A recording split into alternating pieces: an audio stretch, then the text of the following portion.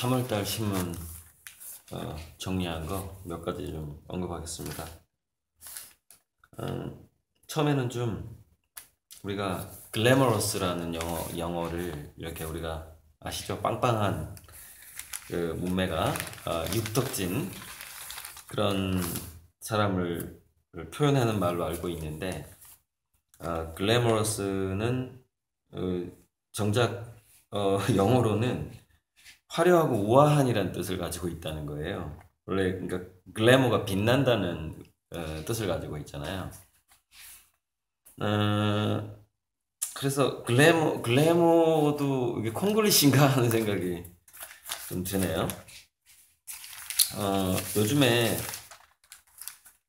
이제 그 보수 쪽 유튜버들은 다시 이제 트럼프가 북폭으로 돌아설 거다 라고 이제 얘기를 하고 있는데, 제가 싱가포르 회담 직후에 유튜브 올린 게 하나 있어요. 그게 그때 제가 뭐라 그랬냐면은 트럼프는 민주당이 그렇게 니네들 트럼프 당신 그렇게 대화로 나가서 북핵 해결 못해, 다시 군사 옵션을 써야 될 걸 이라는 말을 민주당의 입에서 먼저 나오기를 기다릴 것이다 라고 그때 제가 얘기를 했거든요. 그 왜 그 어떤 축구 응원 삼바풍의 그 축구 응원곡 있잖아요. 뭐 알레 알레 고고고 하는 거, 거기 보면 그 반복적으로 묻는 게 있어요. Do you really want it? Do you really want it? 이러고 있어요. 너 정말 그걸 원해? 너 정말 그걸 원해? 그 노래가 나오는데, 저는 그 트럼프가 그 노래를 부를 거라는 생각이 들었거든요. 그러니까 아니야. 지금 보세요. 이번에 그 북한 그 미사일 기지, 그 우리 알고 있었어. 우리 북미 회담 아무 지금 타격 입은 거 없어. 니네들 너무 그러지 마. 그러면서 민주당 쪽에게 트럼프도 약간 북한을 옹호하는 듯한 말을 하고, 우리 청와대에서도 그렇게 나오고 있죠. 우리 쪽에 그 청와대 쪽의 생각하고 트럼프의 생각은 좀 틀릴 거예요. 어, 트럼프는 야당의 민주당이나 하원에게 정말 그걸 원해, 이거 그 질문이 자기 입에서 나오기를 기다리고 있는 거예요. 그래서 정말 원한다는 여론이 딱 돌아서게 되면은 굉장히 빠른 속도로 강경책으로 트럼프는 돌아서면서 북한을 아마 요리해버릴 가능성이 아주 높아요. 그때를 기다리고 있는 것이고, 지금은 자기 지지율을 지켜야 되기 때문에 그동안 해오던 것을 옹호하는 발언을 하고 있겠죠. 그러나 어떤 민주당 쪽에서 미국의 전체 여론이 어떤 임계점을 넘는 순간 트럼프는 강경책으로 확 돌아선다는 얘기죠. 전 그게 보였거든요. 왜냐하면 그게 자기가 탄핵을 피할 방법이고, 재선을 하더라도 높은 지지율 속에서 박수를 받으면서 두 번이나 대통령을 하고 싶어 하는 그 마음이 깔려있기 때문에 그렇게 할 거라고 생각을 했었던 것이죠. 그러니까 지금 사실 트럼프가 그렇게 나중에 나갔을 때 궁지에 몰린 쥐는 고양이를 물게 돼 있거든요. 그러니까 도망갈 곳이 없어졌을 때, 만약에 북한이 더 이상, 그럼 북한은 분명히 서울을 점령할 생각을 할 가능성이 높아요. 그게 살아남을 길이라고 생각할 수도 있다라는 거예요. 북한의 주요 결정권자들이, 또는 이 군부에서, 꼭 김정은의 생각은 그렇지 않더라도. 그렇다면 뭐냐, 원래 국방이라는 것은 그런 낮은 확률, 0.0001%의 전장의 확률을 대비하고서 365일 준비하는 게 국방인 거예요, 원래. 그래서 정치와 국방은 분리되어야 하는 것이죠. 유사시를 대비하는 것이니까. 근데 지금 한국의 위험성은 뭐냐면 정치와 국방이 너무 얽혀 있는 상황이라는 거예요. 근데 저는 이건 굉장히 위험하다고 보는 겁니다. 그렇게 갈 수밖에 없다라는 것도 인정을 해요. 제가 여러 번 얘기했지만. 그러나 국방에 있어서는 어느 정도 북한에서도 이중 플레이를 하듯이 우리도 이중 플레이를 할 필요가 있는 것이죠. 순진하게 나가면 안 된다는 얘기예요. 그래서 왜 제가 이 얘기를 하냐면 동아일보 보수에서 우리나라 그 예비군 교육 영상에서 북한의 도발 위험을 언급하는 게 아예 사라졌다는 거예요, 지금. 그러면서 히틀러 얘기가 나온다는 거예요, 히틀러. 그러니까 이렇게까지 가면 안 된다라는 거예요, 저는. 북한의 도발 위험성은 우리 군인들이 늘 갖고 있어야 되고 예비군 훈련까지도 그것은 당연히 교육이 돼야 되는 부분이에요. 만약의 사태를 대비하는 게 국방 아닙니까?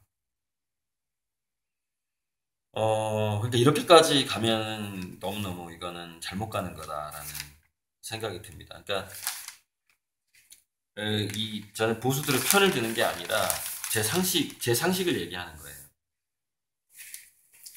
북한 얘기 나온 김에 북한의 그 조선화가 있는데 이게 북한의 조선화는 지금 상태에서는 동양화하고 서양화가 애매하게 섞인 상황이거든요. 이 현재 조선화로서는 어떤 보존의 기록의 가치는 있지만 예술적인 가치는 거의 없어요.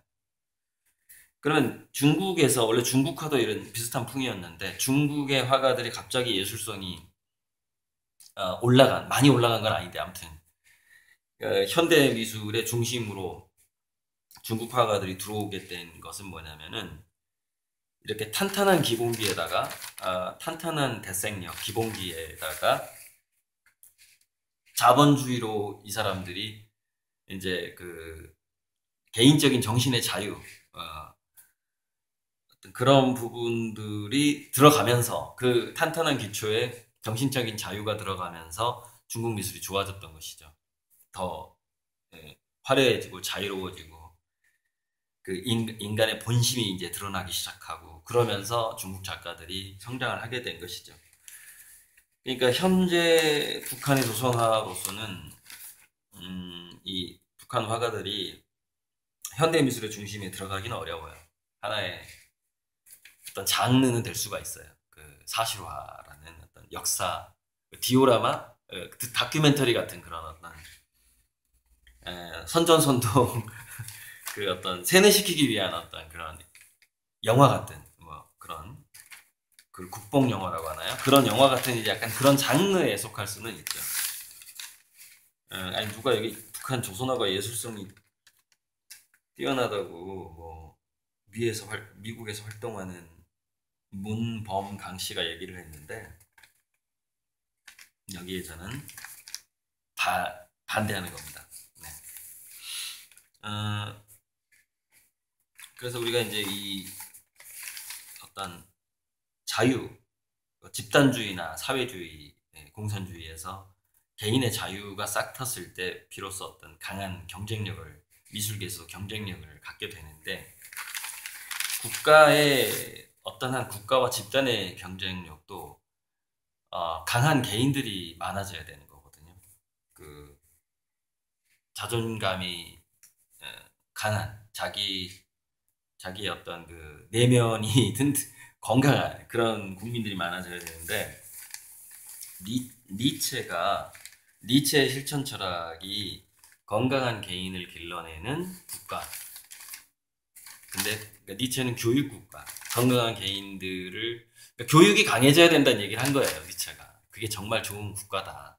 교육이 좋아져야 된다는 얘기를 한 거죠. 현재 우리나라는 교육이 거의 최하인 거 아시죠? OECD에서 지금 상황이 다양성, 자유, 자존감, 자율성 이런 것들이 지금 없는 그런 교육 상태이기 때문에 우리나라는 사실 국력이 굉장히 약한 상태라고 볼 수가 있는 것이죠. 그리고 그렇게 건강한 개인이 부족하니까 자꾸 주장들이 양극화되는 거예요. 보수 진보, 뭐 좌빨 수골 이런 식으로 되는 거예요. 이러면 안 되고 이렇게 다양해진다면 스펙트럼이 제 그림처럼 이렇게 저게 다중지성의 정원이란 제목으로 했던 그림인데 지금은 저걸 내가 감각의 정원으로 바꿨거든요. 365도로 이렇게 펼쳐지면서 자라는 정원을 그린 거예요. 제가 그림하고 작품, 제 생각하고 그림이 분리되지 않는다 그랬잖아요. 그러니까 저 그림은 사실 우리나라의 그 교육 다양성을 막 염원하면서 그린 그림이라고 볼 수 있거든요. 그 믿음, 소망, 사랑이 자꾸 막 그림에 담기게 되는 거예요. 저도 모르게. 아, 이렇게 이제 앞으로 이 서남대가 폐교한 사진인데 이렇게 대학들이 이제 문을 닫는 시대가 오고 그러면서 그 주변 부동산이 망가지고 인구가 떠나고 앞으로 이제 그렇게 돼갈 텐데 걱정이고요. 저번에 제가 NC소프트가 AI 기업으로 바뀐다라는 얘기를 한 적이 있는데 이게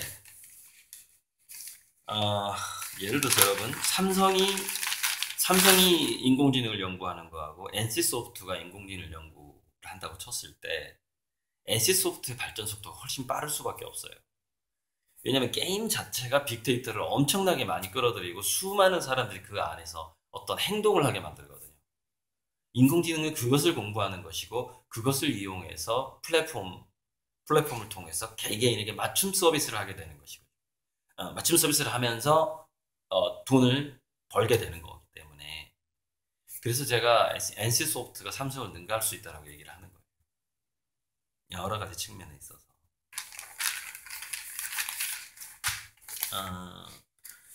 이게 이제 그 3월 15일 신문인데 배영준 씨가 회사를 팔아서 350억을 남겼다. 12년 동안 경영하던 회사를 팔아서 그래서 지분을 SM에 상당 지분 SM에 넘기고 무슨 계열사도 인수하고 그러니까 예를 들어서 엔터테인먼트 회사의 어떤 그 경영권 같은 것을 많이 확보했다 이런 뉴스가 나오는데 제가 이 얘기를 왜 하냐면요. 이때는 올해 3월 달에는 우리나라의 방탄소년단이 이슈가 되기 전이거든요.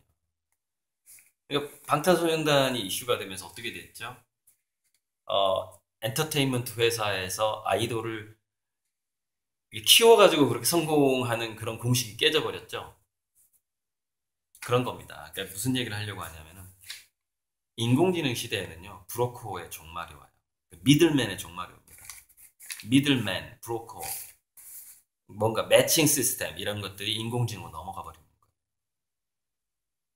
그래서 우리는 인공지능 시대에는 각자가 다 퍼포머가 돼야 되고 아티스트가 돼야 하는 것이죠. 그걸 지향을 해야 돼요.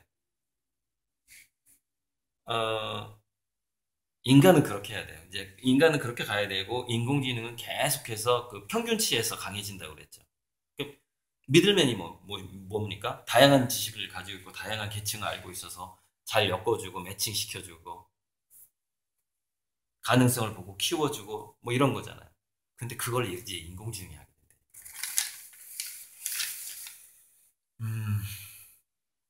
그래서 우리가 유심히 뭔가를 관찰하고 자기만의 세계에 몰입을 하고 그것을 조금씩 반복해보고 제가 예전에 찰스 다윈 얘기한 적이 있는데 찰스 다윈이 따개비 연구를 7년 동안 하고 갈라파고스 군도에 갔다 와서 또다시 7년 동안 했는데 14년 15년 동안 바닷가에서 따개비 연구를 꾸준히 했다라는 거거든요.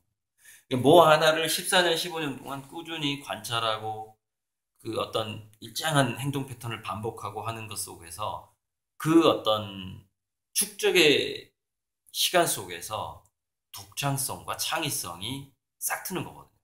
내공이라는 게 싹 트는 거예요. 물론 내공을 만드는 방법은 아주 다양하게 뭔가를 하는 방법도 있고 깊이 들어가는 방법도 있지만 제가 이제 예전에 어떤 초등학교 강의에서 다양하게 넓게 하는 거는 그거 또한 인공지능을 우리가 따라가기 힘들어요. 왜냐하면 전 세계인 파견대에서 모든 서비스를 하고 있는 로봇이 인공지능하고 연결되기 때문에 얼마나 다양한 체험을 하겠어요. 인공지능. 다 연결되어 있는데 클라우드로. 그래서 우리 인간은 그래서 사소해 보이지만 어떤 것에 깊이 들어가고 몰입해보는 체험을 우리 아이들한테 줘야 되고, 뭔가 깊이 들어가 보는 체험을 줘야 되고. 그래서 제가 유치원 때부터 동아리형으로 교육을 혁신을 해야 된다고 주장을 하는 거예요.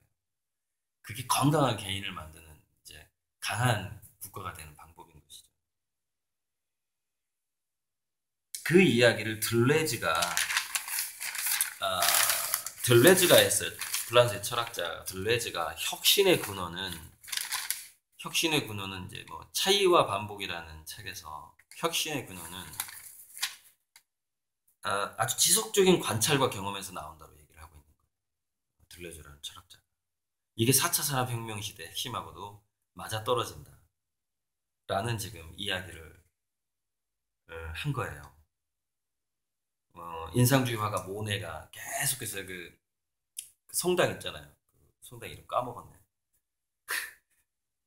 그 시시각각 변하는 색깔을 계속 연구하잖아요. 그 인상파의 아주 그 대표적인 화가죠. 모네가.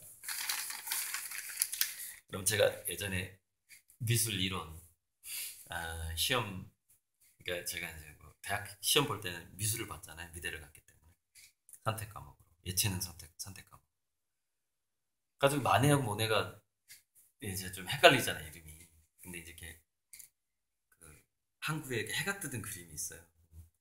해가 이렇게 떠오르는 걸 그 위에다가 모자를 이렇게 겹쳐서 상상을 하는 거예요. 해 뜨는 거에다가 해를 네모를 치고 세로를 딱 치고 이렇게 이미지를 겹쳐서 상상을 하는 거죠.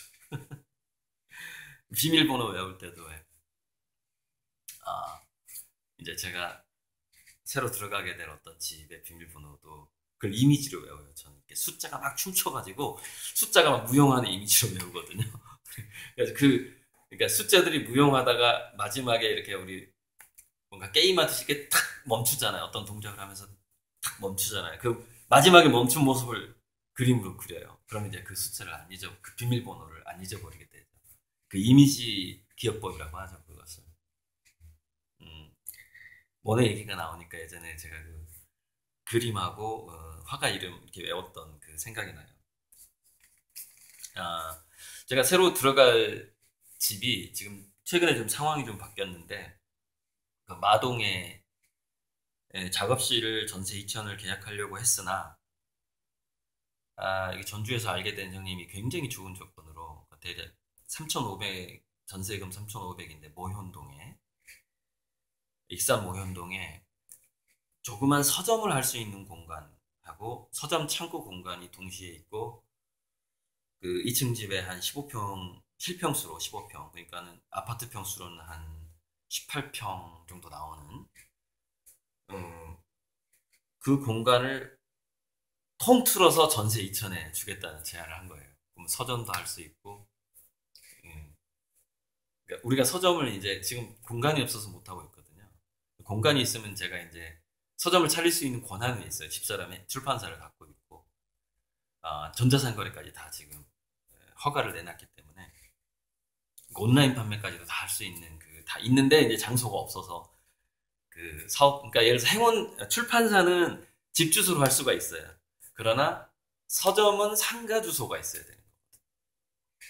그래서 그 조그만 가게가 딸린 집을 전세 2천에 이제 곧 계약을 하고, 마동 작업실은 그냥 2년 동안 더 쓰겠다고 그냥 300만 원을 보냈어요. 이제 그 형이 저를 더 봐준 거죠. 2년을 더 봐준 거고, 그 마동 집 주인 형이. 그래서 내년 3월에 모현동에 작은 서점을 오픈합니다. 근데 저는 서점을 오픈하면서 어떤 생각을 하고 있냐면요. 이제 책을 도매가로 살 수 있잖아, 이거. 물론, 그러니까 공식 합법적으로 책을 도매가에 살 수가 있는 거죠. 그래서 저는 서점을 어떻게 운영할 거냐면, 이게 잘 팔리겠구나 하는 책을 사는 게 아니라 제가 읽고 싶은 책만 살 거예요. 집사람하고 그렇게 약속을 했어요. 이건 나 읽고 싶어. 이거 주문해줘. 그래가지고 딱 오면은 그것을 조심조심해서 제가 다 보는 거예요. 딱 넣어놓고 팔고 조심조심 보고 놓고 팔고 이렇게. 그러니까 이제는 물론 안 팔릴 수도 있어요. 제가 좋아하는 제 취향으로 안 팔리면 뭐 그냥 제가 계속 보는 거죠.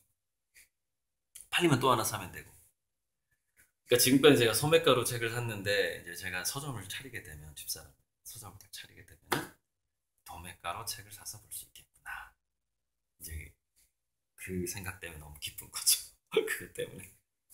그리고 마음껏 좀 더 많이 사서 빌려본다는 게 좀 이게 좀 살짝 짜증나는 거 아시죠? 왜 책을 너무 이렇게 막 갖다 줘야 되고 막 이런 거 책 기한 되면 갖다 줘야 되고 기한 넘으면은 뭐 보름 동안 대출 금지 막 이런 거 많이 당해봤어요 저도. 이렇게 출장 다니다 보면 살짝 그런 경우가 생기거든요. 자 넘어가고요. 그러나 또 아주 내년에 제가 제 명언은 아니지만 집사람 이름으로 이제 서점이 오픈될 거예요. 집사람이 출판사도 가지고 있는데 뭐 이렇게 서점에 구경 오지 마세요. 그냥 조그맣고 서점을 내는 목적은 내가 도매가로 책을 사기 위한 목적이기 때문에 사서 보기 위한. 자 지금 AI가 시각장애 엄마의 육아를 대신 도와주고 그 스피커 AI가 제가 AI의 끝은 해피엔딩이다 이런 얘기를 자주 하거든요. AI는 인간만큼 사악하지 않을 거예요. 그러니까는 저는 해피엔딩으로 끝난다라고 주장을 해요. 유토피아가 온다. AGI, 인공보편지능에 의한 유토피아가 올 것이다. 저는 그렇게 생각을 하고 있어요. 그래서 지금 시각장애 엄마를 돕는 AI, 동화책도 대신 읽어주고 가습기도 틀어주고 이제 스마트 홈이죠. 그래서 저는 이게 이제 LG U 플러스 스마트 홈 홍보 영상인데 안 봤어요 아직. 안 봤는데 광고를 본 사람들이 막 눈물을 흘렸대요. 너무 감동스러워가지고.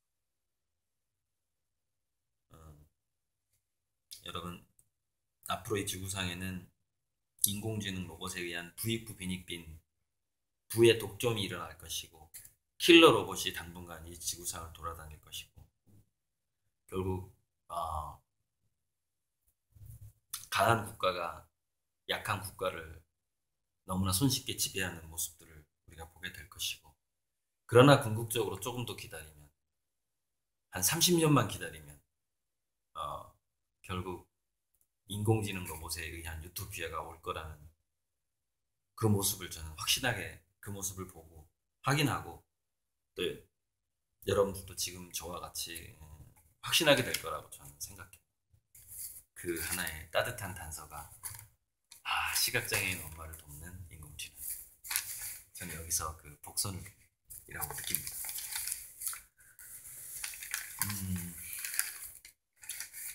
3월달에 화투빚 50만 원 때문에 그 살인 사건이 일어났어요. 할머니들끼리. 이게 뭐냐면은요. 어떤 그 상황에 우리는요. 그 상황의 스토리텔링에 몰입을 하는 존재예요. 인간.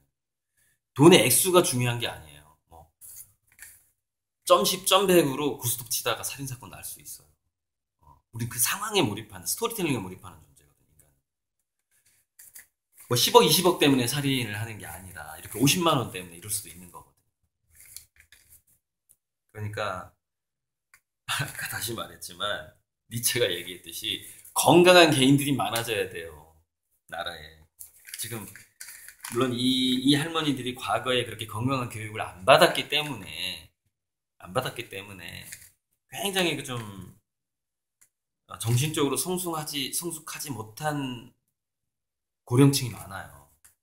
그들이 살았던 이 한국 사회를 생각해 보세요. 건강한 사회였는지. 줄 잘못 서면 그냥 죽고 막 그런 사회였죠. 그래서 이런 일들이 일어날 때 노인분들이 이제 앞으로 노인 범죄도 많이 일어날 거고 할 거예요. 우리나라에서. 뭐 고독사, 자살, 노인 범죄 많이 일어날 건데 그들이 과거에 살았던 그 열악했던 환경을 생각해야 되고요. 부모, 조부모 세대에게 받았던 그 트라우마 또는 엄마 쇼크, 마더 쇼크라고 있어요. 마더 쇼크. 엄마에게 받은 그 정신적인 충격, 그다음에 가족 트라우마, 가족들 간에 서로 상처 주고 막 이런 것 때문에 함부로 얘기하고 우리 명절 때 만날 때 뭐 아직도 시집 안 가니 뭐 이런 이거 쇼크예요, 쇼크, 트라우마예요, 이런 거. 몸에 대해서 함부로 얘기하고 이런 거 안 돼요. 그래서 저는 에, 아주 오래 전부터 사람들 나이를 안 물어봐요. 근데 물론 이제 이런 경우가 있어요. 그러니까 실수를 하지 않기 위해서 계속 쭉 존댓말을 쓰다가 자연스럽게 이제 그 사람이 나이를 이렇게 밝히거나 할 때 이제 아유 그럼 내가 형님으로 모시겠습니다. 이제 저는 그렇게는 나가요. 그렇게 나가는데 어, 나이와 상관없이 좀 반말을 너무 쉽게 하는 사람들도 있는데 그건 스스로한테 불리합니다. 왜냐면 요즘 세대는요 그 나이에 의해서 반말하는 거 이해 잘 못해요. 그, 왜 그 선진국은 초등학생한테도 존댓말 한다고 그러잖아요. 저도 이제 초등학생들한테도 존댓말 하려고 노력을 했었어요 예전에. 그래서 이제 그게 어느 정도 저는 버릇이 됐는데 그 어린아이들한테 존댓말 쓰는 게. 근데 이제 어떤 경우에만 제가 어린아이한테 반말을 하냐면 저한테 뭔가를 배우는 제자들한테는 좀 이렇게 효율성을 위해서 존댓말 쓰면 효율성이 잘 안 나오더라고요. 이렇게 막 많은 거를 빨리빨리 막 얘기하고 싶으니까 이제 제 제자들한테는 뭔가 내가 가르치는 애들한테는 아무래도 반말을 하게 되더라고요. 3월 달에 3월 14일 날 스티븐 호킹 박사가 돌아가셨나 봐요. 그러니까 제가 그때 뉴스는 들었는데 뒤늦게 이제 이 사진들을 호킹 박사 사진들을 이렇게 보게 되는 거죠. 그래 되는데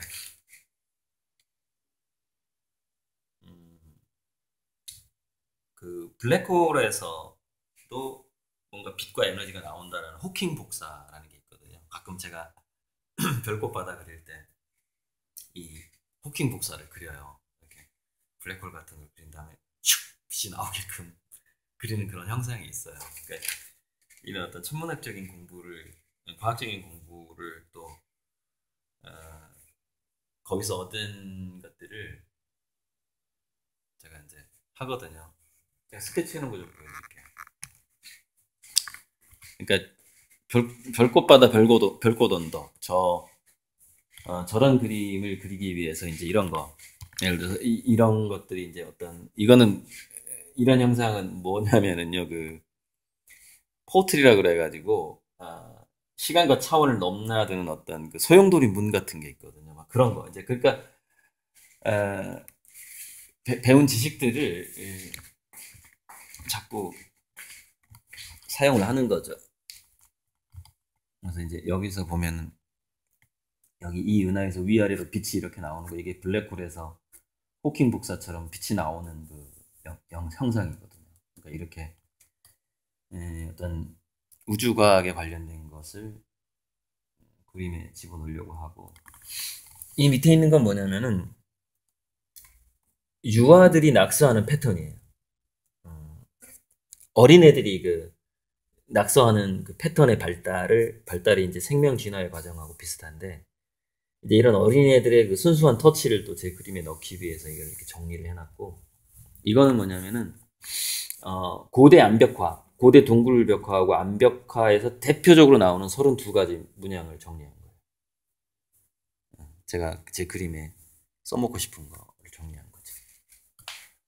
그다음에 이거는 이제 그 천문 우주과학에서 은하라든가 그런 우주에서 보여지는 그 어떤 성간 구름, 성간 먼지라든가 또는 뭐 초신성 폭발 뭐 전후의 모양이라든가 뭐 그런 것 이런 것도 호킹 복사라고 볼 수 있고요 지금.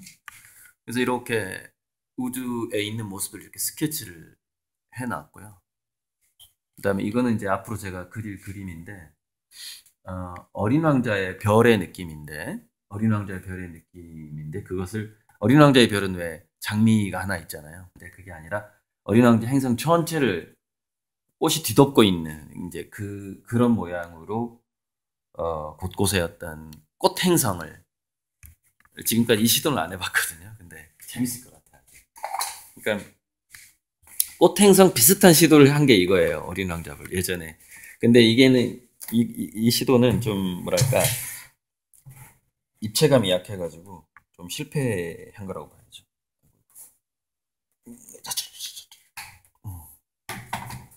이 부분. 그러니까 처음에 시도할 때 이 부분을 어린 왕자 별이고 거기에 이렇게 막 꽃이 피어 있는 식으로 표현을 하고 싶었는데 좀 망쳤어요. 그러니까 이게 좀 잘못된 건 뭐냐면 입체감이 좀 안 나요. 이거 둥글게 입체감이 나게끔 충분히 할 수 있거든요. 그러니까 화분에 국화꽃이 피어 있는 둥글게 피어 있는 그 느낌 아시죠? 예. 그 느낌으로 표현을 했어야 했고 이걸 제가 고칠 거예요. 다시 재수정을 할 거예요. 이 중에서 살리고 싶은 게 뭐 이런 거 노란 꽃 이런 몇 개만 살리고 나머지는 다시 행성처럼 어린 왕자 별을 꽃의 행성으로 바꾸는 아주 귀여울 것 같아요. 아주 그런 시도를 좀 해보려고 하기 위해서 이렇게 미리 스케치를 해놨어요. 보세요. 나중에 하려고 어린 왕자식 꽃 행성 이렇게. 그러니까 책을 읽고 천문학하고 뭐 우주물리라든가 그런 특히 다큐멘터리 TV에서 하는 영상들, 막 스타트랙, 스타워즈 이런 것들에 나온 그 영상들을 저는 정말 소중하게 봐요. 그걸 제 그림에 표현하기 위해서. 그래서 호킹 복사가 나온 김에 오늘은 저기 별꽃바다에다가 호킹 복사 하나씩을 다 그리고 별꽃바다를 동시에 4개를 진행하고 있는데요. 올해 안에 갖다 드려야 돼서 호킹 복사를 그리고서 잠시 집에 좀 쉬러 가야 될 것 같아요. 옷도 갈아입어야 되고 뭐 애기도 잠깐 보고